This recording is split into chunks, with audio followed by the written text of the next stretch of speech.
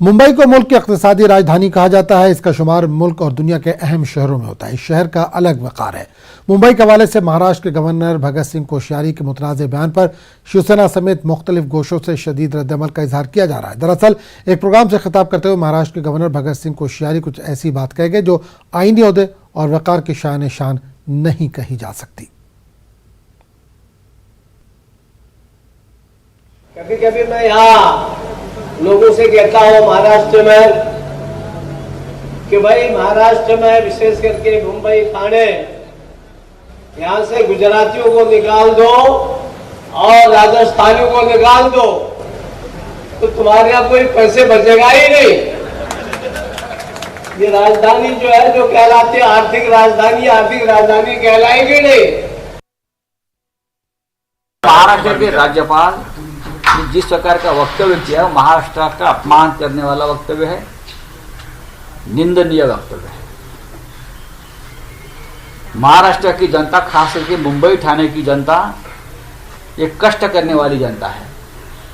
खून पसीना बहाकर इस राज्य को और मुंबई को बनाने वाली जनता है। सब कुछ पैसे से नहीं तोला जाता, कुछ बातें होती है वो मेहनत की भी होती है।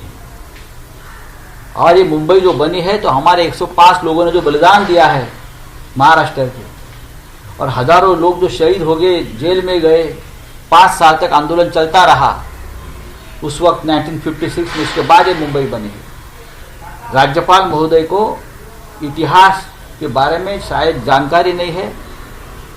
भारतीय जनता पार्टी और राज्य के मुख्यमंत्री ने राज्यपाल की इस वक्तव्य का निंदा करनी चाहिए, कड़ी निंदा करनी चाहिए, और केंद्र को तुरंत ये मांग करनी चाहिए कि राज्यपाल को वापस बुलाए। बार बार इस प्रकार के वक्तव्य हमारे राज्यपाल करते हैं। कभी सावित्रीबाई फुले का अपमान होता है, शिवाजी महाराज का अपमान होता है, महाराष्ट्र का अपमान होता है। हमारे राज्य के मुख्यमंत्री इस वक्त तक उनका कोई अब तक वक्तव्य नहीं आया है।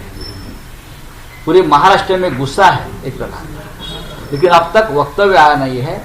और महाराष्ट्र इंतजार कर रहा है कि आप कितने स्वाभिमानी हो, ये आप दिखाइए। शिवसेना लीडर प्रियंका चतुर्वेदी